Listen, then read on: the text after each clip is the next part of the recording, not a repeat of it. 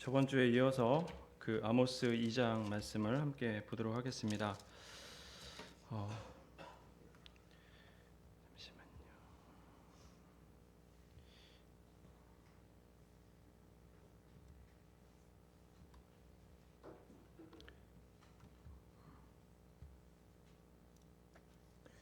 PC가 좀 이상해서 잠시만요. 죄송합니다.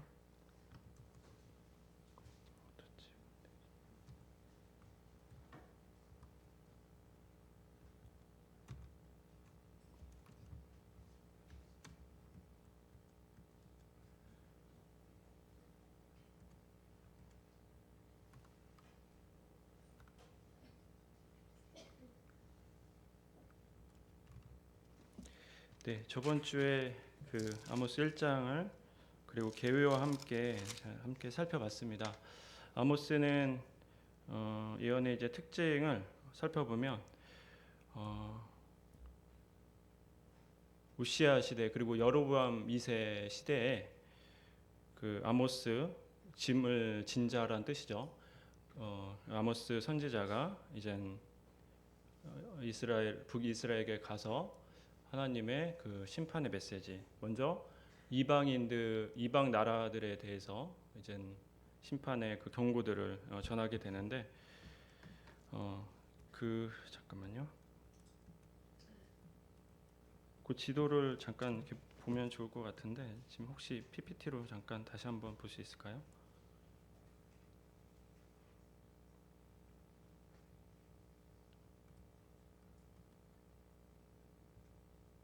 바로 안 나오네요. 지금 마우스 포인트가 저쪽에 가 있네.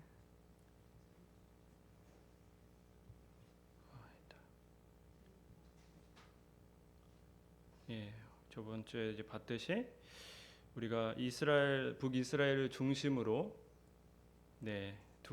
처음에 다메섹이죠.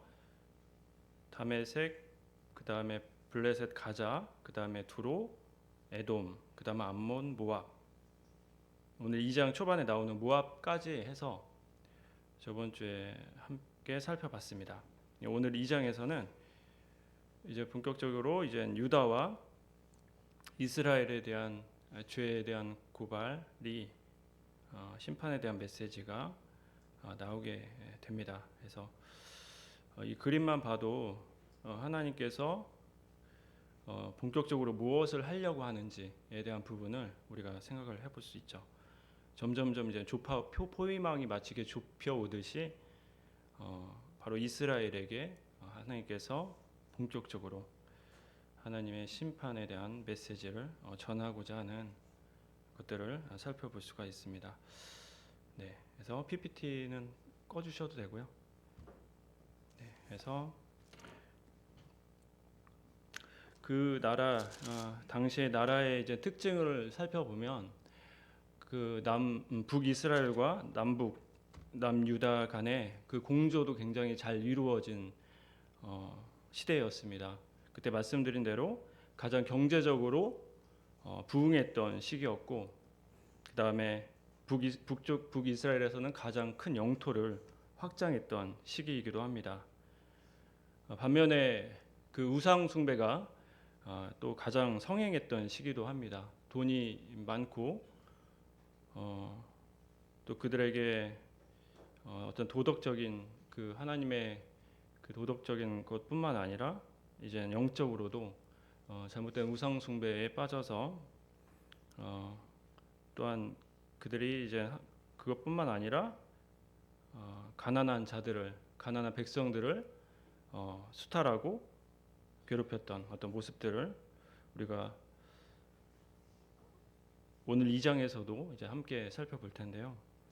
1장에서는 그 이방 나라들의 어떤 모습들, 특별히 사람으로서 해선 안 되는 모습들, 인신매매라든지 인신매매가 가장 크겠죠. 그런 것들을 통해서 살펴봤는데 오늘 그러면 이 유다와 이스라엘, 특별히 북이스라엘에게 하나님께서 무엇을 또 말씀하시는지를 통해서 우리가 또 교훈 받기를 원합니다. 아마 그 이야기를 당시에 들었을 북이스라엘 왕 여로보암이 그 이야기를 들었을 때, 이방 이야기들을 먼저 들었을 때, 그렇지, 너네 이방인들은 마땅히 그래 심판을 받아야 마땅하지라고 아마 속으로 기뻐하지 않았을까라는 생각을 해보게 됩니다. 하지만 이게 점점점 이제 유다로 이제 넘어오고 하다 보니 이제 좀 의심을 했을 것 같다는 생각도 들어요. 이거 뭔가 좀 이상한데, 점점점 뭔가 좁혀오는 느낌을 받지 않았을까 모르겠습니다. 눈치가 없었던 왕이었다면 아마 전혀 감지도 못했을 수도 있는데, 어쨌든 그러한 지금 상황 가운데 있습니다. 그래서 특별히 2장에서는 그 유다의 이제 죄에 대해서 처음에 이제 나오게 되는데, 4절부터 함께 이제 살펴보면, 여호와께서 이와 같이 말씀하시되 유다의 서너 가지 죄로 말미암아 내가 그 벌을 돌이키지 아니하리니. 계속적으로 이제 서너 가지 죄라고 표현되어 있는 것들을 통해서 실제로 서너 가지가 아니겠죠. 더 많은, 어떻게 보면 죄가 점점 확장돼가는 어떤 표현이라고 보시면 좋을 것 같습니다. 그래서 서너 가지 죄로 말미암아 내가 그 벌을 돌이키지 아니하리니, 이는 그들이 여호와의 율법을 멸시하며 그 율례를 지키지 아니하고 그의 조상들이 따라가던 거짓 것에 미혹되었음이라. 네, 그들이 유다의 특별한 이 죄의 모습은 이 하나를 이게 지적을 하는데, 바로 하나님의 말씀을 멸시했다라고 되어 있습니다. 유다에게는 특별히 어떤 도덕적인 규례나 그런 걸 지키지 않았다는 걸 표현하기보다 그 하나님의 이 법을, 하나님 말씀을 지키지 않았던 어떤 영적인 부분에 있어서의 지적을 말을 해주고 있습니다. 특별히 이 거짓, 조상들이 따라가던 거짓 것이라고 하는 표현들을 통해서 이 거짓 것이, 성경에서는 예레미야에서는 우상은 거짓 것이요라고 이제 써 있습니다. 곧 이들이 섬겼던 하나님 말씀을 그들이 따르면서 어떻게 보면 제사도 지내고 하나님을 잘 섬긴다고 하면서 그들이 우리가 잘 알고 있는 그 우상, 대표적인 바알과 아세라상을 두고 같이 함께 섬겼던 것입니다. 우리가 또 잘 알듯이 그 수많은 유대의 왕들이 많은 종교 개혁도 하고 또 하나님 앞에 선을 하려고 했던 왕들이 그래도 있었는데, 대부분이 그들이 하지 못했던 것 중에 하나가 산당을 제거하지 못했다고, 안 했다고 하는 것들이 많이 나오게 됩니다. 대부분 왕들이 그렇게 흘러가는데, 어떤 특별한 왕은 아하스 왕 같은 경우는 이제 우상의 그 허문 그 제단을 다시 세우는 어떤 모습도 보면서 좀 더 적극적으로 우상을 섬기는 모습도 보여지게 됩니다. 유다의 날인 이 벌은 하나님의 말씀을 멸시했던 것이고 그 가운데 우상을 섬겼다는 것입니다. 그래서 우리는 이 우상에 대한 부분을 여전히 계속해서 우리 삶 가운데 살펴보아야 될 부분이라고 생각이 들어집니다. 특별히 이제 학생회를 하면서 최근에 이제 이성 교제에 대해서 아이들에게 함께 교제를 했던 부분이 있는데, 이성 교제에 대한 어떤 부분, 그리고 어떤 이성에 대해서 우리가 자연스럽게 끌리고 또 매력을 느낄 수는 있지만 우리의 각자의 서로의 원함이라는 게 있잖아요. 그래서 원함이 있고 또 그 욕구가 우리는 서로 간에 그 채워질 때 우리 느껴지는 행복, 그 만족을 우리는 대표적으로 그런 것들을 이제 사랑이라고 표현하기도 하고 또 그것 때문에 이제 결혼하기도 합니다. 하지만 하나님 없이 우리가 이루어지는 결혼이 대표적으로 이제 보면 우리가 그 기대에 미치지, 서로 간의 기대에 미치지 못하거나 또 서로 간에 바랬던 것이 이제 무너지게 되었을 때 그 관계가 이제 어떻게 보면 버림받게 되는 어떤 관계도 되고 이혼도 발생을 되게 되는데, 이것이 좀 성경에 말하고 있는 우상의 모습과 별반 다르지 않다라는 생각을 해보게 되었습니다. 결국 이제 부부의 그 관계가 성경에서 말하는 어떤 그 관계의 출발로부터의 우리가 생각을 해볼 수밖에 없습니다. 그래서 그것이 바로 성경에서는 하나님의 관계로부터의 출발이 우리 인생 가운데 반드시 필요하다. 우리가 서로 간에 하나님 없이 서로 간의 원함을 채우려 하고 바라게 된다면 우리가 다툼이 일어나게 되고 행여나 그 가운데 뭐 물론 관계가 좋을 수도 있죠. 그 바람들을 서로 간에 충족이 되었을 때 우리가 뭐 다툼이 없을 수는 있지만 그게 과연 또 그게 옳은 모습일까라는 생각도 해보게 돼요. 그래서 어떻게 보면 우리가 서로 간의 그런 모습들이 우상에 섬기는 모습일 수도 있겠다라는 생각을 해보게 됩니다. 하지만 성경은 그것이 바로 하나님의부터 출발하지 않으면 우리가 하나님으로부터 만족하지 않고 또 상대방을 원하게 된다면 그것이 바로 문제가 발생할 수 있다라고 말씀을 해주고 있습니다. 그래서 이러한 우상에 대한 부분이 우리는 하나님과의 그 관계적인 측면, 특별히 오늘 유다의 그 말씀한 것처럼 하나님의 말씀을 그들이 소홀히 여겼을 때 또 발생하게 되는 우상이 그 가운데 또 채워지게 되는 것들을 보게 되는데 한편으로 왜 이들이 우상에 또 쉽게 빠지게 되었을까라는 생각을 해보게 되었습니다. 한편으로는 그 말씀에 하나님 말씀에 대한 가치를 곧 이 하나님이겠죠. 그 하나님에 대한 그 가치를 그들이 알지 못했기 때문이라고 생각되어집니다. 함께 그 다윗의 시편을 잠깐 보면 좋을 것 같은데요. 다윗 19편 7절에서 9절까지 말씀을 함께 살펴보겠습니다. 시편 19편 7절에서 9절까지 말씀입니다. 하나님 말씀을 가치를 알았던 사람이었죠. 그 다윗이 시편에서는 하나님 말씀에 대해서 이렇게 이제 말씀하고 있습니다. 여호와의 율법은 7절입니다. 여호와의 율법은 완전하여 영혼을 소생시키며 여호와의 증거는 확실하여 우둔한 자를 지혜롭게 하며 여호와의 교훈은 정직하여 마음을 기쁘게 하고 여호와의 계명은 순결하여 눈을 밝게 하시도다. 여호와를 경외하는 도는 정결하여 영혼까지 이루고 여호와의 법도 진실하여 다 의로우니. 그래서 여기 보니까 이 여호와의 율법에 대해서 말씀해주고 있고 이것이 그 영혼을 소성시킨다라고 되어 있습니다. 그리고 지혜롭게 하고 우리 마음을 기쁘게 한다. 그러니까 다윗은 어떻게 보면 그 하나님에 대해서 얼마나 그가 그 가치에 대해서 또 깊이 묵상하고 또 알았는지를 우리가 살펴볼 수가 있습니다.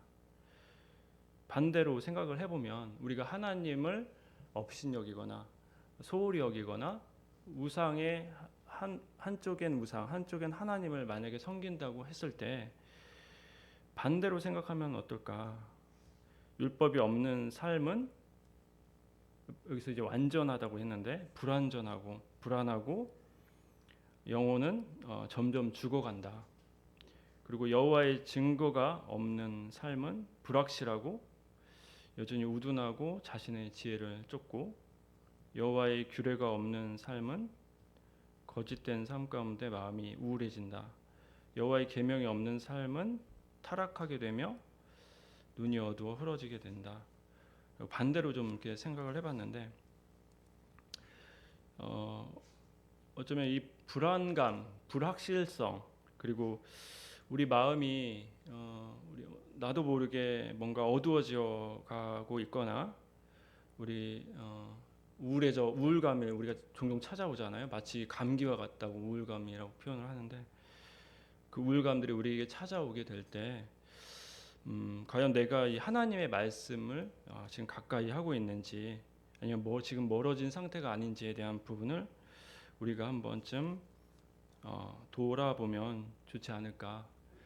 그래서 동시대에 살았던 아모스와 동시대에 살았던 호세아서는 하나님의 그 사랑에 대해서 음란한 여자 그 고멜에 대한 표현을 하면서 하나님이 이스라엘을 얼마나 사랑하는지에 대한 표현도 하잖아요. 그래서 이 호세아 같은 경우는 여호와를 힘써 알자라는 말씀, 유명한 말씀이죠. 여호와를 힘써 알자라는 말씀을 했는데 힘써 아는 것이 참 우리에게 필요하지 않나라는 생각을 해보게 됩니다. 좀 적극적인 모습이죠. 어떻게 보면 우리가 어떤 수동적으로 그냥 주는 대로 이렇게 먹고 하는 것도 우리가 사실 쉽지 않지만 우리가 좀 더 하나님 말씀에 대해서 살아내고자 하는 그런 적극적인 자세, 태도가 필요하지 않나라는 생각을 해보게 됩니다. 자연스럽게 흘러가게 되면 자연스럽게 그 우상이 우리 가운데 스며들게 되는 것들을 보게 되면서 더 힘쓰는 저희가 됐으면 하는 바람입니다. 그래서 유다는 특별히 이 도덕적인 죄에 대해서는 특별히 언급하지는 않고 있고 다만 영적인 이 타락을 언급을 하게 되는데 하지만 이 영적인 타락은 곧 이제 도덕적인 타락으로까지 이어지게 됩니다. 바로 이제 이스라엘을 우리가 보게 되는데 주인공이죠, 이제 주인공. 그래서 이스라엘에게 대한 그 타락에 대한 모습들, 영적인 타락뿐만 아니라 그들은 이제 도덕적인 타락도 함께 이제 볼 수가 있습니다. 6절에서 16절까지의 말씀을 통해서 이스라엘이 사회적으로 어떠한 불의를 가졌고 또 영적으로 어떠한 타락을 했는지에 대한 부분을 함께 살펴보도록 하겠습니다. 크게는 한 4가지 정도로 생각을 해봤습니다. 그래서 그들이 물론 자세하게 쪼개면 한 9가지의 죄들이 그들에게 있는데 크게는 한 4가지로 좀 추려봤고요. 첫 번째로는 이제 가난한 자를 압제를 했습니다. 그래서 6절에서 이제 7절 말씀을 제가 읽겠습니다. 여호와께서 이와 같이 말씀하시되 이스라엘의 서너 가지 죄로 말미암아 내가 그 벌을 돌이키지 아니하리니 이는 그들이 은을 받고 의인을 팔며 신 한 켤레를 받고 가난한 자를 팔며 힘없는 자의 머리를 티끌 먼지 속에 발로 밟고 연약한 자의 길을 굽게 하며 아버지와 아들이 한 여인에게서 다녀서 내 거룩한 이름을 더럽히며. 그래서 6절에서 7절 상반 그 위쪽 부분까지 해서 그들이 이젠 불의한 심판 그리고 이젠 가난한 자들의 돈을 주고 파는 모습들을 볼 수가 있습니다. 우리가 1장에서도 살펴봤듯이 돈을 주고 사람들을 사고 파는 것들을 우리 이방의 모습들을 통해서 살펴봤는데 여기서 보니까 이제 동일하게 나오는 것 같아요. 은을 받고 의인을 팔며 좀 더 값을 쳐주는 것 같습니다. 의인이라고 표현이 되어 있지만 모르겠습니다. 좀 더 뭔가 값어치 있는 사람인 것 같아요. 근데 그것 또한 은을 받고 팔고 그보다 못한 사람들은 가난한 사람들은 어떻게 보면 신을 받고 신 한 켤레를 받고 팔며 이 가난한 것들 사람들을 하나님께서 어떻게 대해야 될지에 대해서 성경에서는 잘 말해주고 있는데요. 특별히 사회적인 약자에 대해서 착취하는 죄를 하나님께서 얼마나 또 미워하고 계신지에 대한 부분을 성경에서 제가 읽어드리도록 하겠습니다. 잠언에서는 이런 말씀이 있습니다. 가난한 사람을 학대하는 자는 그를 지으신 이를 멸시하는 자요. 예. 가난한 사람을 학대하는 자는 그를 지으신 이를 멸시하는 자요. 예, 이렇게 쓰여 있고요. 그 다음에 그밖에 굉장히 많은 구절에서 사실 선행 그리고 정의 그리고 학대받는 자를 도와줄 것에 대해 그리고 고아 과부에 대해서 특별히 변호하라 뭐 이런 말씀도 있습니다. 굉장히 많은 부분에 있어서 구약에서 그렇게 또 말하고 있고 신약에 와서도 실제로 예수님께서 만났던 사람들의 대부분이 가난하고 또 여자들 그리고 당시에 이제 사회적으로 이렇게 하대받는 사람들을 만나서 그들을 또 이렇게 구해 주셨죠. 그런 걸 볼 때 하나님께서 이 약자에 대한 착취가 얼마나 하나님께서 싫어하시는 것인지에 대한 부분을 살펴보았습니다. 7절 보면 힘없는 자의 머리 티끌 먼지 속에 발로 밟고라고 쓰여 있는데, 실제로 그런 어떤 돈이 없어서 얼마나 굉장히 뭔가 통탄할 만한 어떤 먼지를 이렇게 일으켜서 머리 위에 먼지를 이렇게 뿌리는 상태에서도 굉장히 사실 이들의 삶이 궁핍하고 가난하고 어려운 상태인데도 불구하고 그 상태를 발로 밟는다라고 하는 것은 정말 학대죠. 거의 학대의 수준으로 이들을 괴롭히는 상태를 우리가 확인해 볼 수가 있습니다. 어쩌다 이렇게 그들이 이렇게까지 됐을까? 그리고 더 사실 도덕적으로 그리고 영적으로 정말 이거는 놀랄 만한 어떤 일들이 또 벌어지게 됩니다. 7절 후반절에 보니까 아버지와 아들이 한 젊은 여인에게서 다녀서 내 거룩한 이름을 더럽히며, 한 여인에게서 다녔다는 표현은 성관계를 같이 했다는 거예요. 그 한 여자를 두고 아들과 아버지가 같이 음란한 짓을 했다라고 표현이 되어 있습니다. 정확히 써 있지는 않지만 어떤 제사일 수도 있고요. 제사 어떤 신전에서는 막 그 문란한 행위를 하면서 그 접신을 막 한다고 하면서 그 여자와 성관계를 하면서 그런 우상을 섬겼던 그런 모습들이 있었기 때문에 막 그거를 표현할 수도 있다라는 생각도 들고, 어쨌든 굉장히 충격적인 그런 고발들을 하게 되는 걸 보게 되면서 이것이 거룩한 하나님의 이름을 더럽힌 것이다. 너희들의 그 모습이 그 영적인 하나님의 앞에서 그 영적인 타락까지 이루어지게 되는 그런 모습들을 보게 됩니다.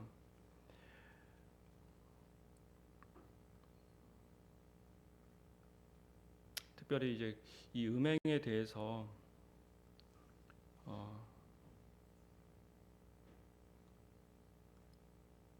단순한 어떤 성적인 타락뿐만 아니라 하나님을 떠나서 영적인 배교까지 이루는 것을 거룩한 질서를 파괴하는 행위라고 이제 보게 되는데,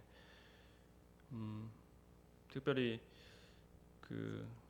우리 교회 가운데서 이 영적인 이 음행과 그런 무슨 부분에 있어서 우리가 특별히 이 시대를 살아감에 있어서 참 주의해야 되고 경계해야 될 부분이 아닌가라는 생각을 해보게 됩니다. 아주 작아 보이는 것들일지라도 점점점 커지는 것들을 보게 되거든요. 이들도 처음에는 이렇게까지 하지 않았을 거라는 생각이 듭니다. 그들이 하나님을 잘 섬겼던 백성들이었고 또 정말 그렇게 열심히 하려 했던 사람들이었지만, 어쩌면 그 우상으로 인해서 점점 이 도덕적인 영적인 타락, 그리고 이제 결국엔 도덕적인 타락까지 이르게 되는 것들을 통해서 우리도 특별히 음행에 대한 부분을 특별히 우리가 각자가 그리고 교회가 주의해야 되겠다라는 생각을 해보게 되었습니다. 그래서 8절에 보면 모든 제단 옆에서 전당 잡은 옷 위에 누우며 그들의 신전에서 벌금으로 얻은 포도주를 마시니라. 여기서 보면 전당 잡은 옷 위에 누우며 써 있는데, 그들이 가난한 자들에 대한 착취가 얼마나 또 심했는지 그 옷을 전당을 잡은 거예요. 그러니까 돈을 빌리고 대신 옷을 빼앗은 거죠. 옷을 이제 이게 가져간 건데, 그럼 이제 성경에서는 이 가난한 자들에 대해서 그 옷이 사실 전 재산이라고 봐도 무관한데, 또 이스라엘 밤이 되면 굉장히 춥기 때문에 그 생명과 같은 부분이거든요. 그래서 민수기나 출애굽기에서도 그 전당 잡은 옷을 다시 밤이 되면 돌려줄 거에 대해서 말씀을 해주고 있는데, 이들은 이 전당 잡은 옷을 돌려주지 않고 거기에 대해서 누워서 이제 그들의 벌금으로 얻은 포도주를 마시고 노는 것들을 이렇게 보게 되거든요. 그래서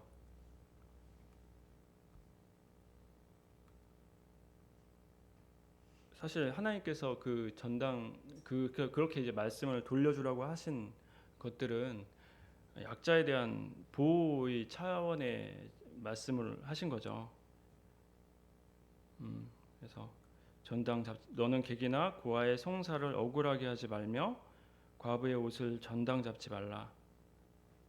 그러니까 가난한 자들은 어떻게 보면 도와주라는 거예요. 그러니까 돈을 이익을 받지 말고 그냥 도와주라는 거죠. 그걸 이제 그런 의도에서 계속 말씀을 하셨는데 도와주기는커녕 그들의 생명과도 같은 그 옷을 가지고 조롱하고 그 앞에서 노는 것들을 통해서 이거 정말로 저 끝까지 갔다라는 생각을 해보게 됩니다. 그래서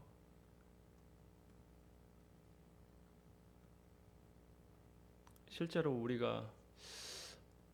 우리에게도 이러한 잔인한 모습들이 있지 않나라는 생각을 또 해보게 됩니다. 하나님은 자비로운 하나님이라고 표현을 또 하죠. 자비로운 하나님에 대한 성품은 우리가 배우고 있지만 실제로 우리는 그러한 자비를 베풀고 살아가고 있지 않은지, 내가 당한 만큼 똑같이 갚아주는, 아니면 내가 그 이상의 이득을 취하려고 혈안이 되어 있는 모습들을 가지고 있지는 않은지 생각을 해보게 됩니다. 저만 봐도 그런 것 같아요.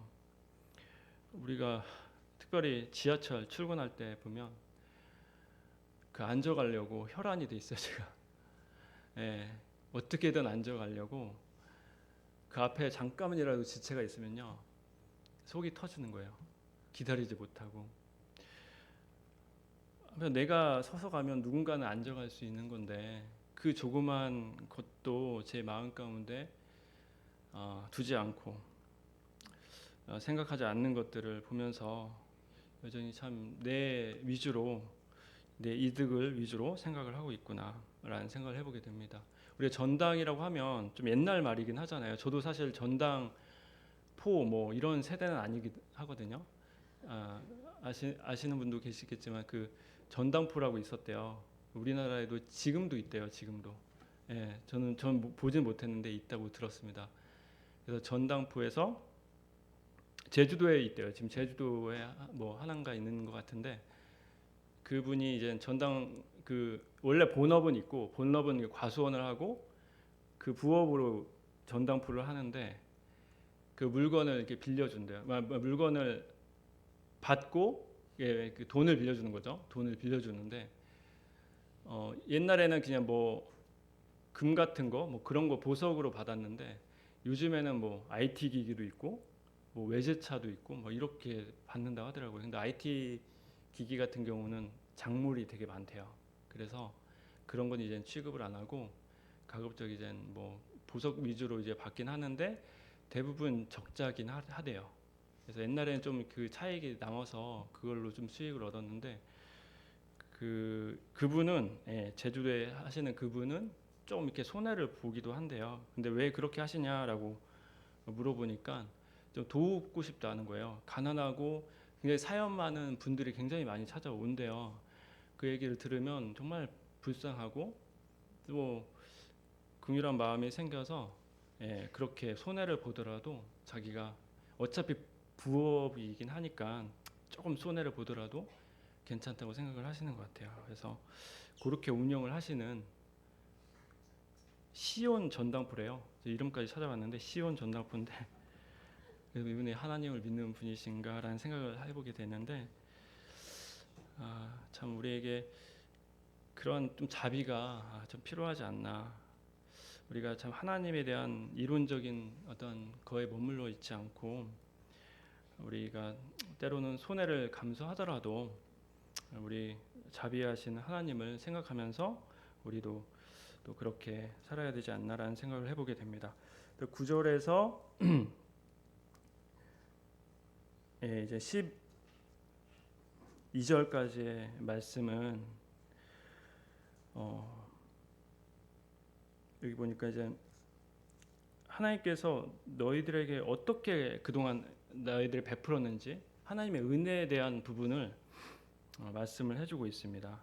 특별히 9절에서는 아모리 사람이라고 표현되어 있는데 이 아모리 사람은 창세기에도 나오고 가나안의 대표적인 어떤 민족입니다. 그래서 그 가나안 땅을 차지하기 위해서 이 아모리 족속을 반드시 쳐야 됐었는데 굉장히 강한 민족이고 키가 크고 힘이 세고 뿌리가 깊다. 이 말은 즉슨 하나님께서 직접 하셨다는 의미겠죠. 그래서 그런 창세기에서 이제 찾아보니까 아모리 족속의 죄악이 아직 가득 차지 않았기 때문이라 이 아모리 족속의 그 죄악에 대해서 이제 말씀을 하고 있는데 그들이 그 죄악 속에서 하나님께서 그 민족을 심판하시고 또 이스라엘이 이제 차지하게 하시는데 하시는 것을 보게 됩니다. 그래서 하나님의 아니면 너희들이 할 수가 없었다. 그리고 10절에 보니까 마찬가지로 애굽에서 인도하셨다, 이끌었다. 이것은 이제 하나님의 인도하심이잖아요. 우리가 잘 알다시피 이 하나님의 인도하심. 그리고 또 보니까 11절에 보니까 선지자, 너희 이들 중에서 선지자를, 그리고 너희 청년 중에서 나시린을 일으켰나니, 그 결국엔 영적으로 돌봄을 그들에게 주었다. 회복을 시켜주고 그들에게, 이스라엘 민족에게 그 모습들을 되뇌이게 하는 거죠. 하지만 그들은 그 은혜를 잊고 12절에 보니까 나실 사람으로 포도주를 마시게 하며 또 선지자에게 명령하여 예언하지 말라 하였느니라. 하나님께서 은혜로 주시고 그들을 보호하기, 영적으로 보호하기 위해서 구별한 나실인을 가지고 포도주를 마신 거예요. 포도주를 먹으면 안 되거든요. 그들에게 그만 머리카락을 자르지 말고, 포도주를 마시지 말고, 또 하나가 시체를 가까이 하지 말고, 그래서 세 가지를 이렇게 말씀하셨는데,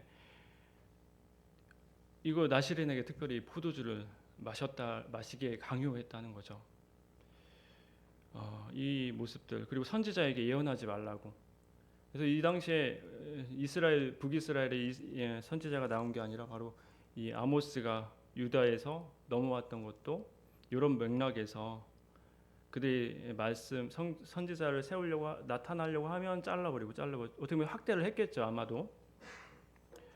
그래서 하나님께서 이 아모스를 부르시기까지 그렇게 하지 않았나라는 생각을 해보게 됩니다. 결국에는 이 말씀은 내가 너를 위해서 무엇을 했는지 기억하라고 말씀을 하는 거죠.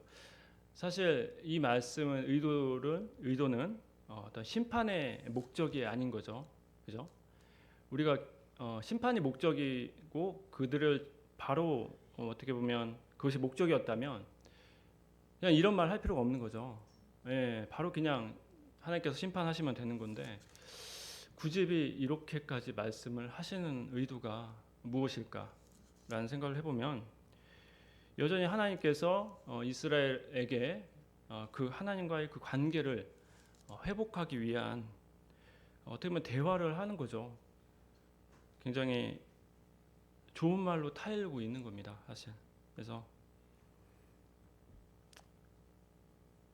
그 어떠한 포기 선언도 아니고요. 여전히 그 돌아오기를 애타게 찾으시는 하나님의 설득이고 호소다라고 보여지게 됩니다. 내가 너희들에게 이렇게까지 했다. 그리고 그런데도 돌아서지 않는구나. 그래도 나는 너희를 포기하지 않는다. 하나님 여전히 그들의 잘못 가운데서 그들을 강요하지 않으십니다. 여전히 선택의 기회를 주시죠. 우리가 선악과를 주신 이유도 동일하잖아요. 우리가 선악과를 주신 이유가 우리 어떤 그 강요에 의해서 이루어지는 사랑이 아닌 우리의 자유의지 가운데서 하나님 안에서 선택의 기회를 주셨고 사랑할 수 있는 그 자유 가운데서 하나님과 온전한 관계를 맺으며 살아가길 원하셨습니다. 하나님은 사랑은 결코 우리를 포기하지 않습니다. 결국 하나님께서는 세상을 이처럼 사랑하사 라는 말씀처럼 정말 사랑하셔서 십자가에 죽기까지 우리를 사랑하셨습니다. 그 사랑은 우리의 잘못보다 크고 우리의 실패보다 더 깊습니다. 이스라엘 민족이 어떠한 잘못을 했던 간에 더 큰 하나님의 사랑으로 돌아올 것을 애타게 찾으셨던 것처럼 지금도 그분께서 우리들을 그분의 사랑 안에 거하시기를 간절히 바라고 계십니다. 하나님은 지금도 우리를 사랑하고 계시고 또 그 사랑은 지금도 변함이 없으십니다. 그리고 이제 13절에서 16절까지의 말씀입니다.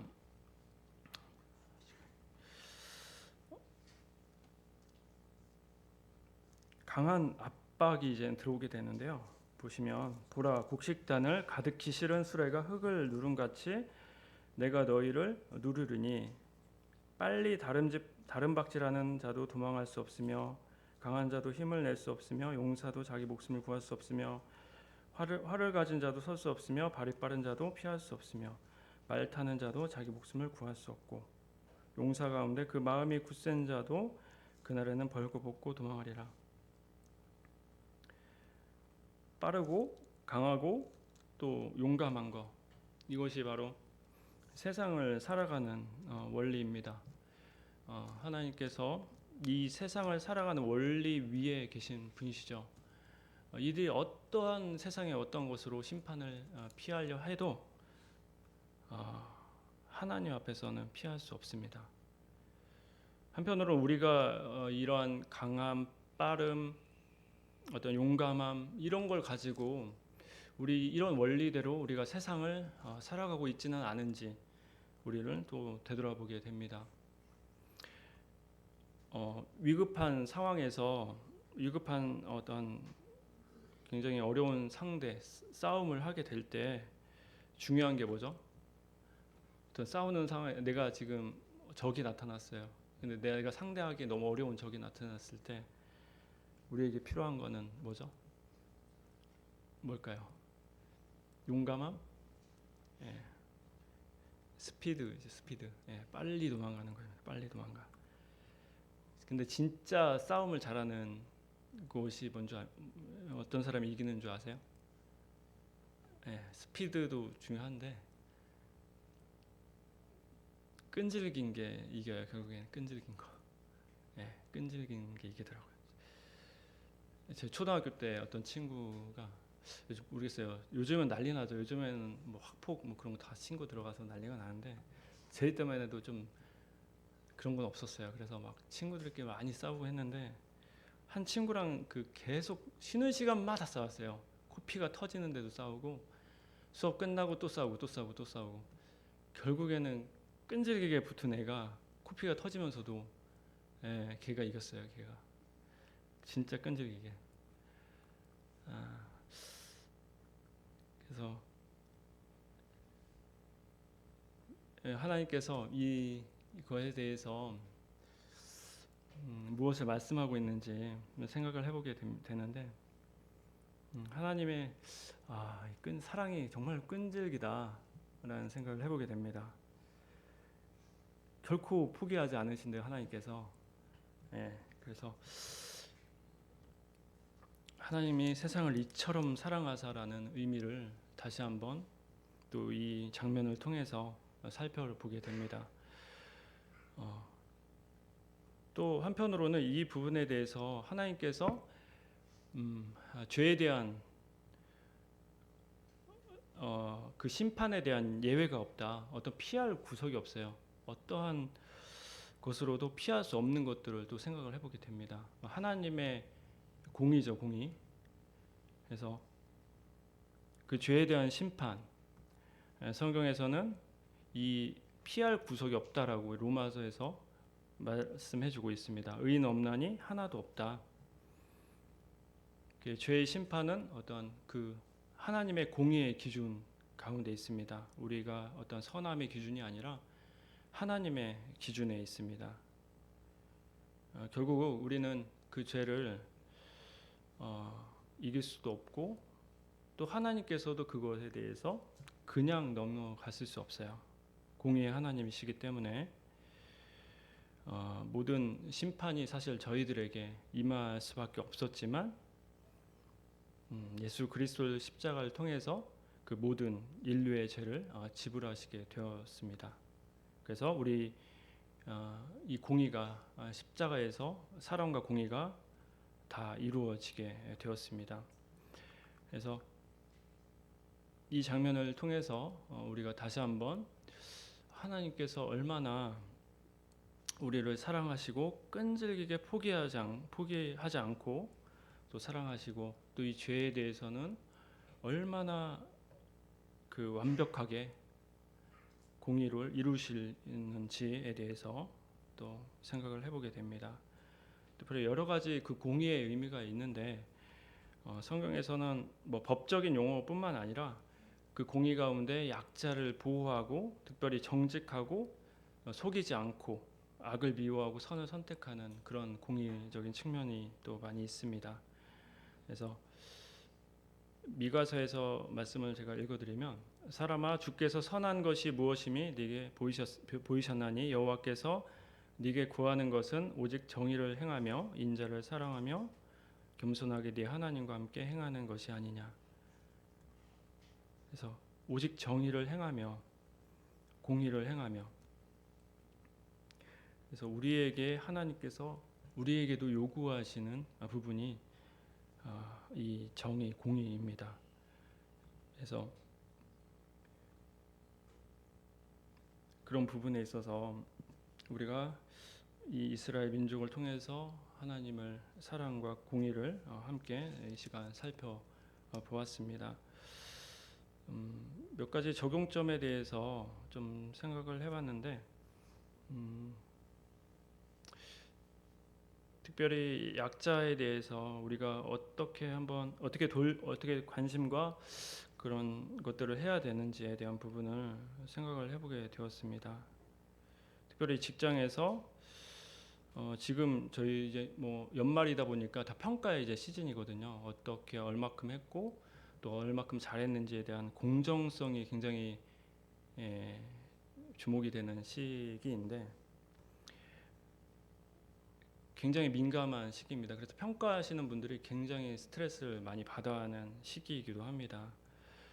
저는 아직까지 그 평가에 대한 뭐 해본 적은 없지만 받는 입장이긴 하지만 저도 굉장히 거기에 대해서 따지더라고요. 속으로 보면 따지더라고요. 그래서 그런 부분에 있어서 만약에 제가 반대된 입장이라면 어떻게 나는 정직한 공정한 평가를 할까라는 생각도 좀 해보게 되고요.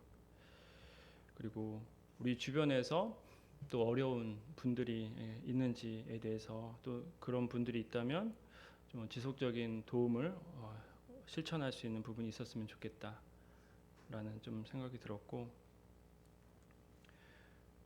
또 그런 습관들이 참 중요한 것 같아요. 그래서 어떤 친절한 뭐 한 가지 가족이나 동료에게 작은 친절한 한 가지를 뭐 실천하는 것들도 좋고 또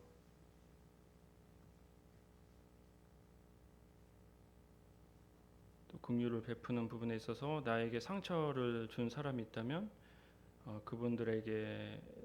그분을 위해서 또 짧게 기도하는 어떤 습관들도 필요할 수 있을 것 같고 또 실천적인 부분에서 이스라엘 민족들이 하나님의 그 은혜를 잊었던 것들을 보게 되거든요. 그래서 우리가 연말이다 보니까 또 항상 생각하는 것들이 있잖아요. 한 해를 돌아보면서 하나님께 감사하는 것들을 또 이렇게 기억하는 거, 그런 것도 한번 해보면 좋을 것 같습니다. 그래서 개인적으로 뭐 한 해를 좀 돌아보면서 감사할 게 뭐가 있을까 좀 생각을 해봤는데 많이 없더라고요. 이게 딱 태어나와야 되는데 감사한 부분이 뭐가 있을까. 그래서 개인적으로 교회 가운데서는 특별히 이제 찬양 팀을 하면서 그 찬양의 감동을 또 회복시켜 주신 것 같아요. 하나님께서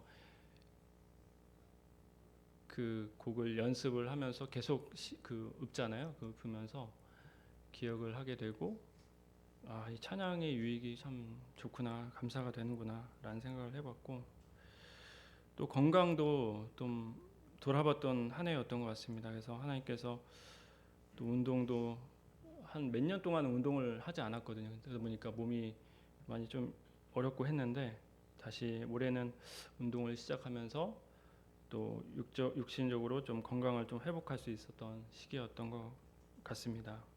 그래서 각자가 아주 작은 거 있을지라도 하나님께서 주신 은혜들을 또 생각하면서 또 한 해를 또 잘 마무리를 했으면 좋겠습니다. 그래서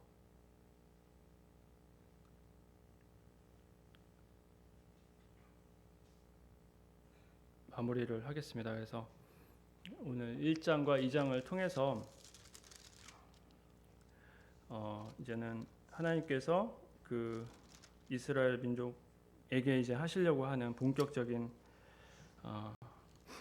오늘 2장의 말씀을 통해서 우리가 무엇을 경계해야 되는지를 살펴봤고요. 그래서 우상에 대한 부분, 특별히 부부간이라고 하면 그 부부간의 관계 가운데서 우리가 서로 간에 하나님의 사랑으로 부어지지 않는 상황에서는 그 상태에서의 관계는 우상일 수도 있다. 그런 관계적인 측면의 우상을 잠깐 말씀을 드렸고, 또 가난한 자들에 대한 압제와 음란에 대한 부분, 그리고 하나님께서 그 이스라엘 민족들에게 행했던 그런 것들을 통해서 정말로 너희들을 사랑하고 있다는, 너희들을 정말로 심판하고자 하지 않는 의도를 반대로 생각을 해보게 되었고, 또 마지막에 그 정말 틈이 없는 하나님의 그 공의가 부어지게 됨으로써 하나님께서 저희들에게 그 공의의 하나님이 되시고, 공의의 하나님이 되심을 저희들이 또 생각을 해보게 되고, 그 포기하지 않는 하나님의 사랑 가운데서 저희들이 또 계속해서 이제 3장부터 해서 이제 하나님께서 들으라 막 하거든요. 이렇게 하고 나서도 계속 말씀하세요. 들으라 들으라. 그런 것들이 반복되게 되는데, 그래서 우리 이 삶을 어떻게 보면 계속 지금 말씀을 하고 있는 건 아닌지, 좀 굉장히 사실 아모스가 암울할 수도 있고 좀 듣기 싫은 이런 얘기, 심판의 메시지만 계속 들어야 되는 게 좀 쉽진 않을 수도 있거든요. 근데 정말 이것이 본심이, 하나님의 본심이 그것이 아닌 것을 우리가 계속 기억하면서 그 사랑의 하나님을 깊이 또 묵상하고 그 감사, 또 한 해를 돌아보면서 하나님께 감사하는 또 저희가 됐으면 하는 바람에서 말씀드립니다. 기도하고 마치겠습니다.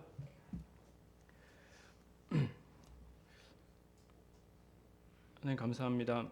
그 유다와 그 이스라엘의 민족의 모습을 통해서 여전히 하나님께서 저희를 얼마나 사랑하고 계신지, 그 사랑이 정말 끈질기다라는 생각을 해보게 됩니다.